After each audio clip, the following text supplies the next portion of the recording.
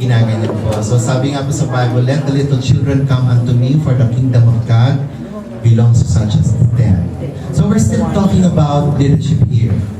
Alright? Tingnan niyo yung ating illustration. Dalawang bato, binubuhat ng magkahiwalay na tao. Itong isa, binubuhat niya mag-isa. Itong isa may wisdom. Gumamit siya ng lever. Yung malaking tabla, yun, pinatong niya sa bato at yun ang pinambubuhat niya doon sa bato. Diba? Ginamit niya ang kanyang hindi lang common sense, kundi ang kanyang wisdom. Our greatest cheerleader, of course, is the Lord Jesus Christ. Okay? Another word of encouragement. A word of encouragement during a failure is worth more than an hour of praise after success. Okay? So, yung isang taong lugami at lugmok. Katulad ko, nag-start ako sa Free Life 8 years and 6 months ago. Walang makain, napuputulan ng kuryente, pinapalayan sa titira naming apartment. Okay? So, wala nang po yata akong oras. So, a word of encouragement during a failure is worth more than an hour of praise after success. Okay? So, kung ano kayo ngayon, produkto lang kayo nung apply ninyo na nag-encourage sa inyo before.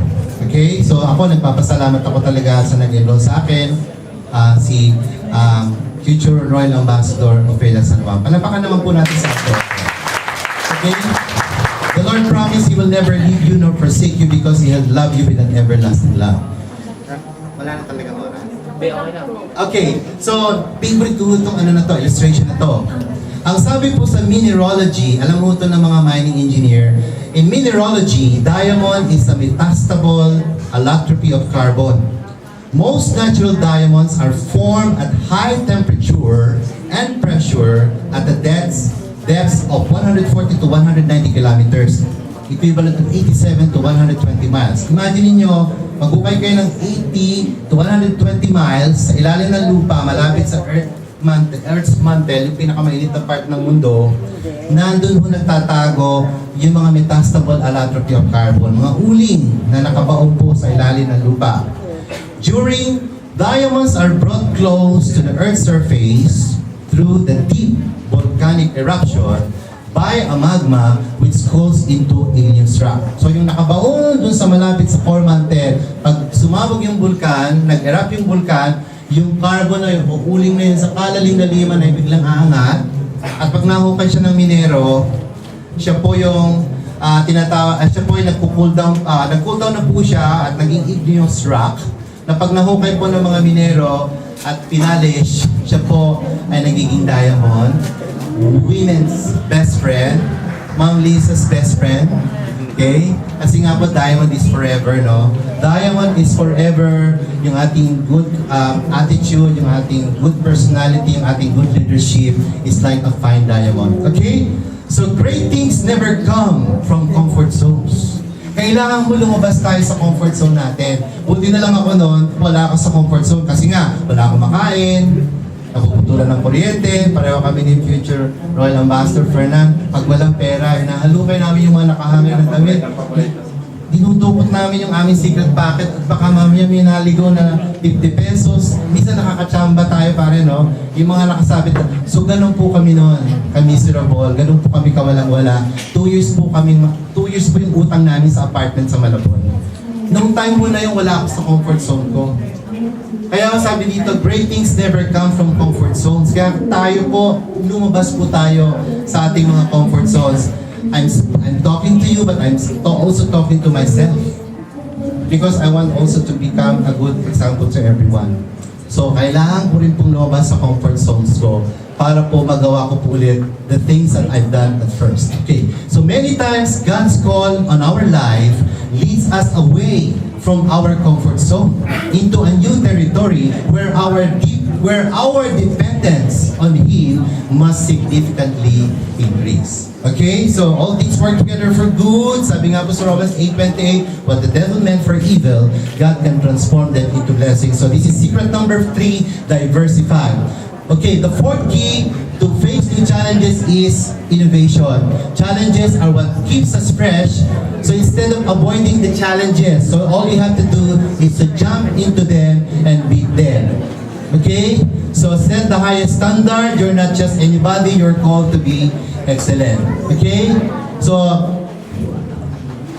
you can get innovative by learning from the story of the Japanese innovation.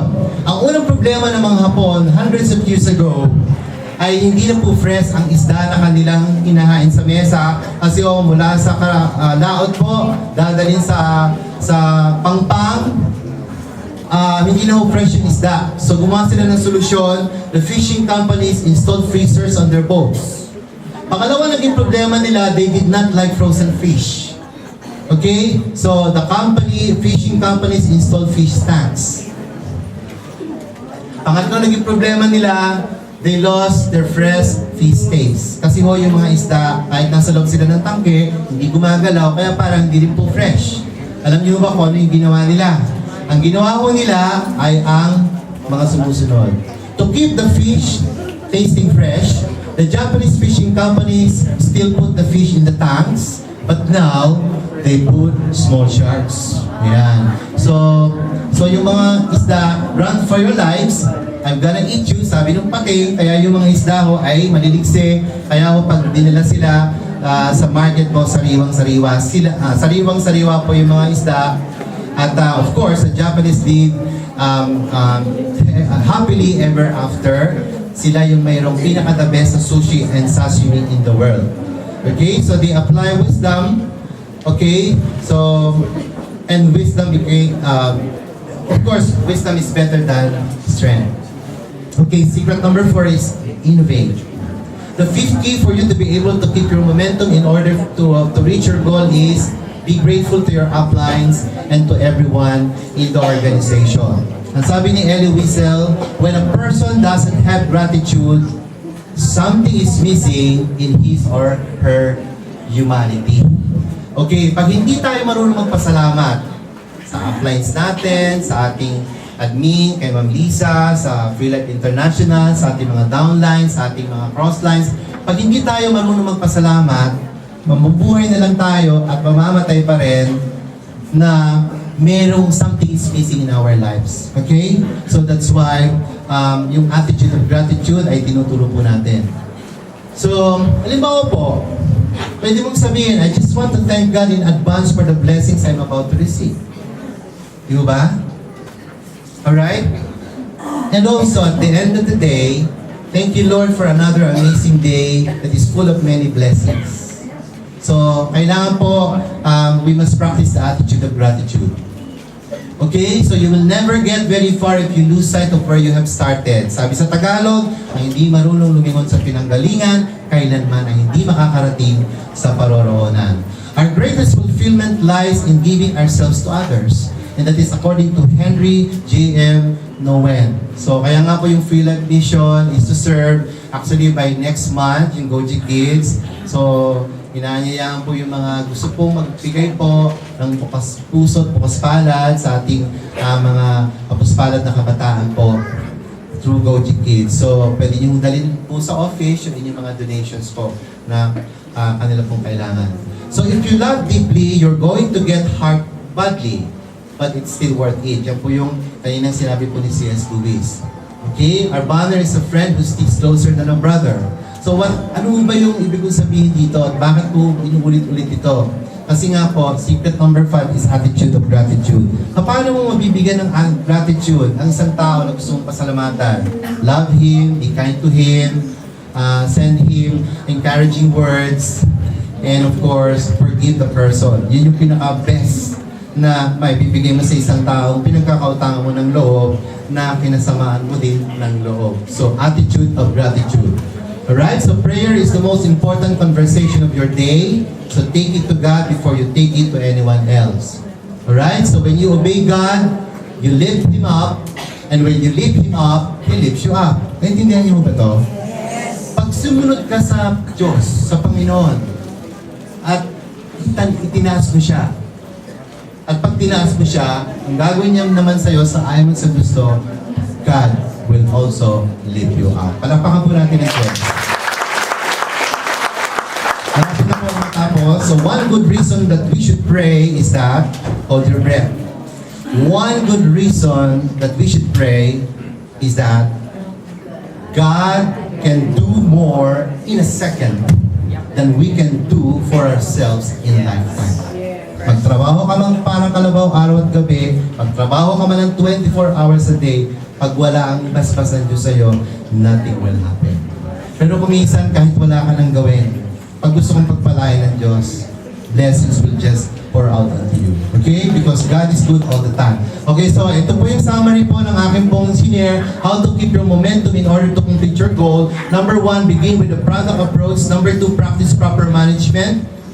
Proper management, samahan mo ng pag-ibig, ng kabutihan, ng kabaitan, ng pagpapatawad, mamamanage mong organization mo. Okay, number 3 is diversify, kailangan mag-expand ka. Number 4 is innovate, kailangan maging creative ka. Number 5 is attitude of gratitude. Alright, so sabi po sa Jeremiah 29 verse 11, "For I know the plans I have for you, this declares the Lord, plans to prosper you and not to harm you, plans to give you hope and a future." Paano kaya mangyayari yan sa atin? Okay? So para mangyari yan, humakbang ka. Lalo na po sa mga bago nating mga guests, humakbang po tayo kahit hindi pa po natin nakikita ang kabuuan po ng hagdan na aakyatin mo. Alright, so okay pa ma'am? Okay. So papasa ko na lang po, susunod na lang po siguro to, equation for success and for you to be successful. Yan po sana yung gusto kong i-share.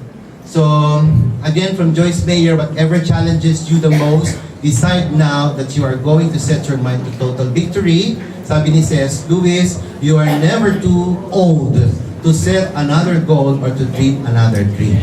Para sa mga senior citizens yan, because even Mildred Yeager is 99 years old when he became a Director 3 sa Freelife International. Okay, so Christ beside me, Christ before me, Christ behind me, Christ within me, Christ beneath me, Christ above me. Sa Tagalog, si Jesus sa tabi ko, si Jesus sa harap ko, si Jesus sa likod ko, si Jesus sa kaloob-looban ko, si Jesus sa itaas ko, si Jesus sa baba ko. Sa tingin nyo ba, meron pa bang reason para hindi kayo maging successful? Okay, so palapakan po natin ang Diyos. So as you spend more time thinking correctly, get transformation will take place in your life. So, right thinking lang po yan. And then, according to Pastor Matthew Hagee, when your priorities in God, when your priorities are centered in God, your priorities will get you where you want to go. Amen po ba? Amen. Okay, when God is with you, the impossible becomes possible. Alright, so it's examination time. Pasensya na po, at ako talagang nag-overtime, iihiw ako talaga ng tawag. Talagang coming from the heart lang po, talagang gusto kong i-share ito. I don't know if I can share this again next time. So, it's examination time. Mahilig ko kasi ako na mag-exam sa bandang huli. Pero pag nagpapa-exam ako, hindi ako umaalis sa harapan kahit 3 oras ako dito. Pag hindi ho, mahina ho yung sagot niya. Okay ho ba yun? Ang sasagot niyo lang, absolutely. Okay? Alright. May extension. Okay. So, it's examination time. Pag mahina ho, 3 hours pa ako dito. So, absolutely lang mo yung sagot natin, no? Okay. Are you ready to be a good leader? Absolutely! Are you ready to be a good role model? Absolutely! Are you ready to be responsible to manage your team? Absolutely! Are you ready to become the next billionaire in Philippines? So, we're more than conquerors through Christ Jesus who loves us. We can do all things through Christ Jesus who gives us strength. So, congratulations! You passed your exam. Umanda ka sa laksa-laksang mga pagpapala na darating sa iyo.